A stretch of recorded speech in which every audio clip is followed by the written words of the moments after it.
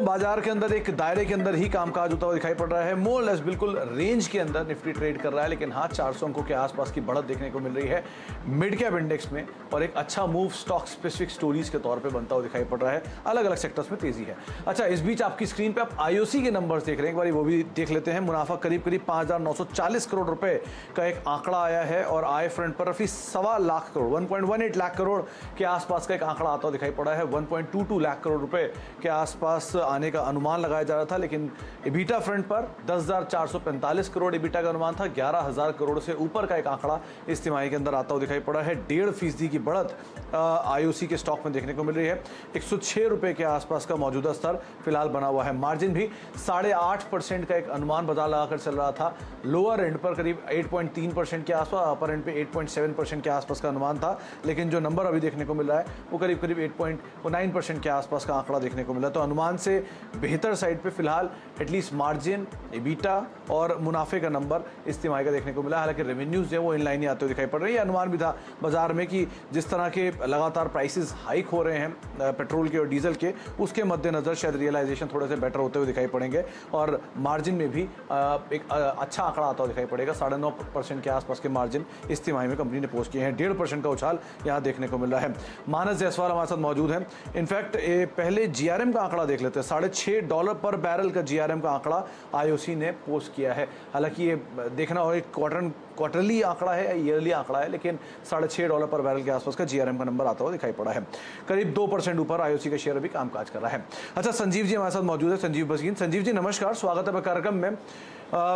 किस तरह से देख रहे हैं आप मार्केट्स को कि आज मिड कैप और स्मॉल कैप में तो एक जोरदार एक्शन है, हालांकि निफ्टी आज रेंज बाउंड ट्रेड दिखा रहा है।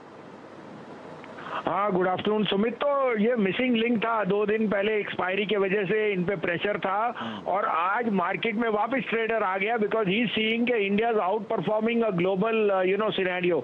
तो हमारे यहाँ जो अटकली आनी थी 2-3 दिन के लिए वो आई, बट हमारा जो रिजल्ट का सीजन है और प्लस जो फंडामेंटली वीक डॉलर की जो वीकनेस आई है, I think again there is buying. और मिड कैप्स में जैसे आपको कहा that is going to rule the roost.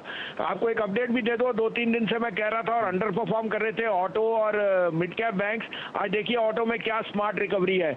मैंने आपको 2 दिन पहले टाटा मोटर 284 में 300 का टारगेट दिया था, वो 1 दिन में हो गया, और कल आपको क्लोजिंग बेल पे 728 वाला एमएनएम 750 की जगह 765 बिक गया। उसके अलावा HCL, tech Mahindra have been out performers, और अभी भी मैं सोचता हूँ इनमें 20% अपसाइड है। तो लोग बहुत मेरे को ट्रोल करते थे कि एचसीएल, टेक महिंद्रा चल नहीं रहे, जब से कह रहे हैं आज वो उनको काफी शांति होगी। आज के लिए 2 पिक्स हैं, आप कहे तो मैं शुरू करूं।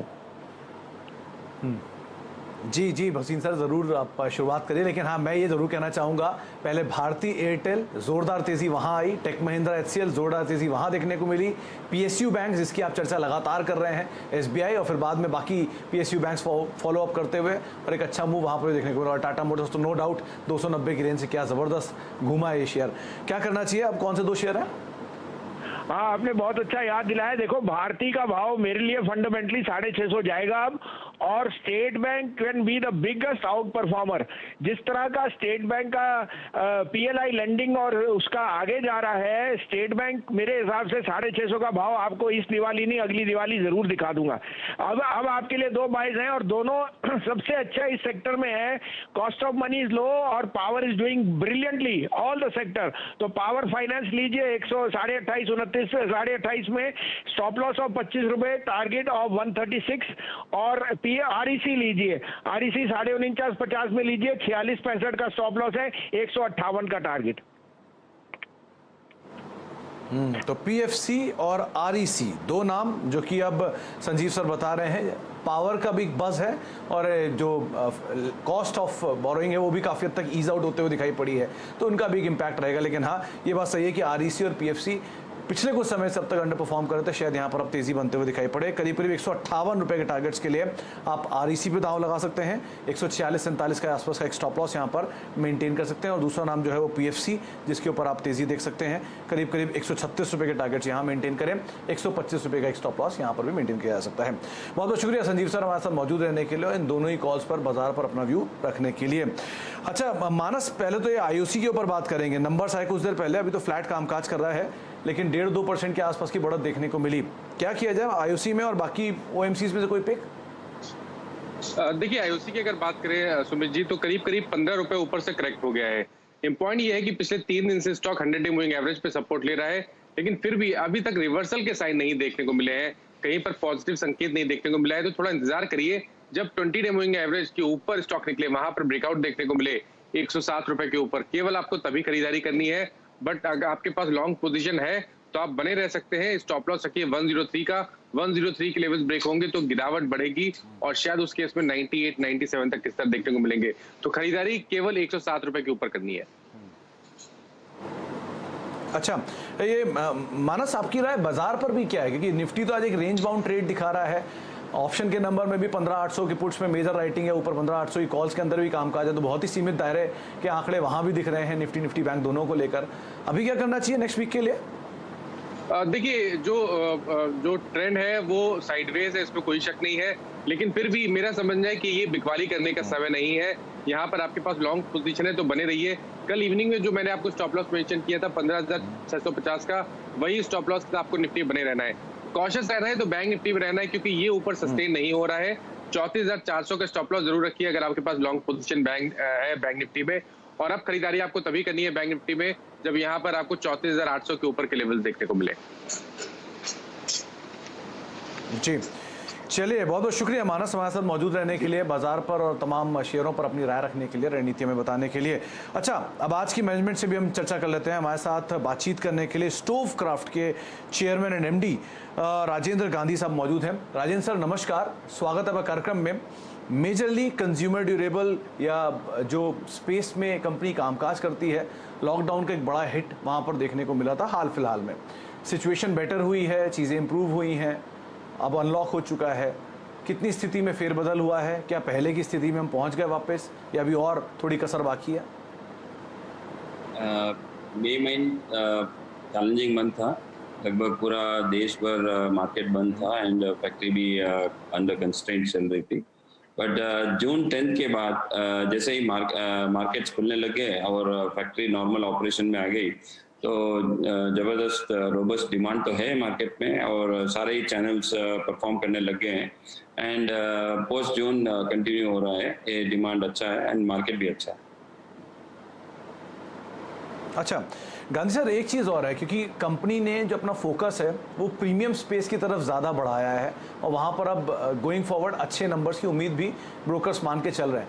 तो क्या माने कि Q2 ऑनवर्ड्स या Q3 ऑनवर्ड्स कंपनी के मार्जिन पर उसका एक साफ रिफ्लेक्शन होगा और शायद मार्जिन एक अच्छा ग्रोथ देख सकते हैं इसके आधार पे?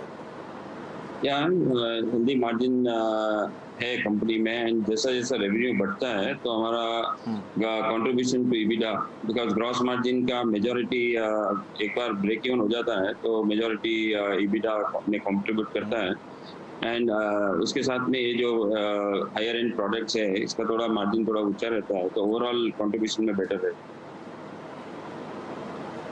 अच्छा, क्योंकि ये अब हम अनलॉक के फेज़ में आए हैं, चीज़ें वापस डिमांड पे आ रही हैं, तो माने कि इस बारी ऑनवर्ड्स यानी Q1 onwards advertisement, spending, brand building के लिए या और ज़्यादा बेहतरी के लिए इस पे और खर्चा कंपनी करने वाली है? अभी एडवर्टीजमेंट स्पेंडिंग बढ़कर आएगी Q2 Q3 में भी?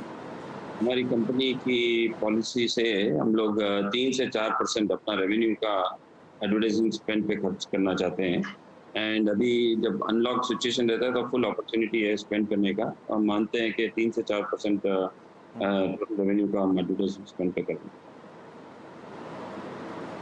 ओके सर, एक चीज़ और, क्योंकि जो कंपनी का प्रोमिनेंट ब्रांड है पिजन, उसकी तरफ से एक अच्छा कंट्रीब्यूशन लास्ट 2 फाइनेंशियल ईयर में तो एटलीस्ट देखने को मिला था। इस साल के लिए क्या आउटलुक मान रही है कंपनी उस प्रोडक्ट की तरफ से, और गोइंग फॉरवर्ड और फर्दर कुछ नए प्रोडक्ट या नए लाइंस जो उसके अंदर ऐड करना चाह रही हो?